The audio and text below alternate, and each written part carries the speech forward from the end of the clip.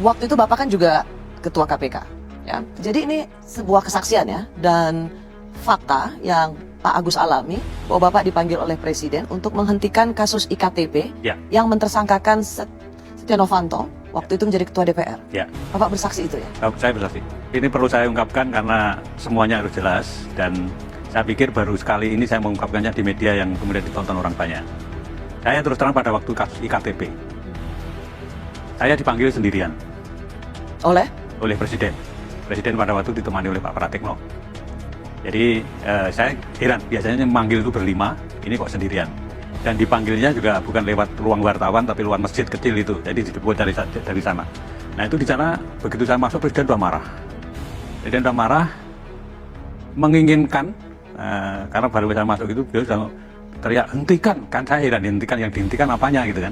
Setelah saya duduk, ternyata saya baru tahu kalau yang suruh hentikan itu adalah kasus Pak Setnov. Ketua DPR waktu itu? Ya, Ketua DPR pada waktu itu memiliki kasus IKTP, supaya tidak diteruskan. Nah, sprindik itu kan sudah saya keluarin 3 minggu yang lalu dari Presiden bicara itu. Sprindik itu tidak mungkin, karena KPK tidak punya SP3, tidak mungkin saya berhentikan, saya batalkan. Ya. Kemudian, karena tugas di KPK itu seperti itu, makanya ya kemudian tidak saya perhatikan, saya jalan terus. Apa yang Bapak jawab ke Pak Presiden ketika Bapak Presiden mengatakan hentikan soal IKTP ini? Saya bicara apa adanya aja, bahwa sprindik sudah saya keluarkan 3 minggu yang lalu, di KPK itu nggak ada SP3. Nggak mungkin saya memberhentikan itu. Dan akhir dari pertemuan itu apa, Pak? Yang nggak ada apa-apa. Saya diperintahkan nggak mau, ya sudah, saya pulang begitu aja. Yang pertama coba dilihat di berita tahun 2017 di bulan November. Saya sampaikan saat itu, Pak Setia Novanto, ikuti proses hukum yang ada. Jelas. Berita itu ada semuanya. Yang kedua, buktinya proses hukum berjalan. Yang ketiga, Pak Setia Novanto juga sudah dihukum berat 15 tahun. Ya, terus untuk apa diramaikan itu? Kepentingan apa diramaikan itu? Untuk kepentingan apa? Ada dugaan motif politik, Pak. Tapi pertemuan itu ada ya, Pak? Saya suruh cek. Saya sehari itu berapa? 10 pertemuan. Saya suruh cek di seknek. Ya ada agenda yang di seknek ya. Dan terkait dengan pernyataan Bapak Agus Raharjo yang disampaikan di sebuah media, saya ingin menyampaikan beberapa hal. Yang pertama,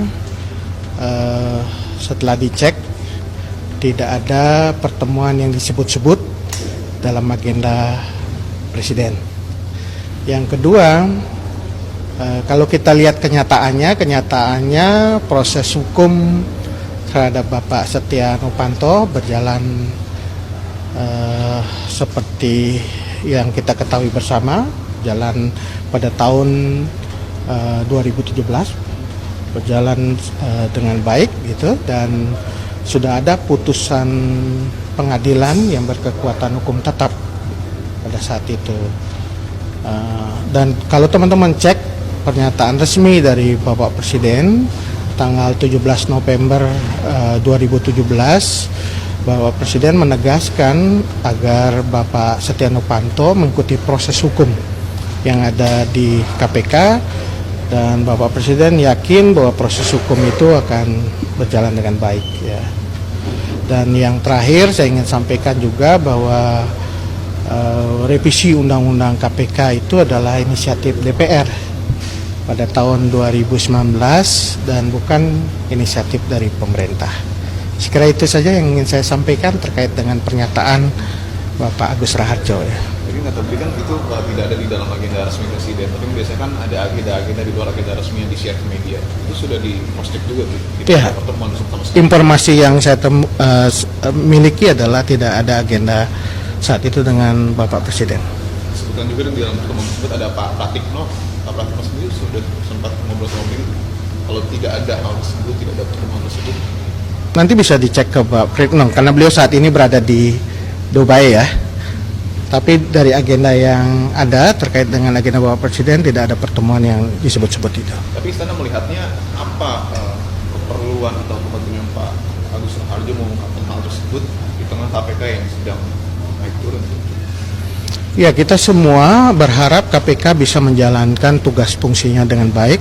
Kita harus mendukung itu tidak hanya dalam proses penindakan hukum tetapi juga dalam pencegahan korupsi. Jadi kita semua sebenarnya sepakat termasuk Presiden itu mendorong penguatan KPK itu dijalankan dan kita lakukan secara bersama-sama baik itu oleh pemerintah, oleh DPR dan juga oleh masyarakat sipil. Ada motif politik tidak kira-kira dari statement Pak? Saya nggak bisa menjawab itu ya. Beli ada kekhawatiran nggak misalkan ganggunya citra pemerintah atau misalkan adanya unsur sentimen negatif kepada pemerintahan ke depan akibat dari pernyataan para Agus Raharjo ini, Pak? Ya, saya kira masyarakat bisa menilai ya, bisa meng-cross check, melihat informasi itu secara baik apakah benar atau tidak gitu dan juga melihat kenyataan-kenyataan yang ada. Seperti kali lagi saya sampaikan bahwa Presiden sudah secara resmi menyampaikan tanggal 17 November 2017 dan jejak digitalnya ada bahwa beliau mempertegas agar Setia Novanto mengikuti proses hukum.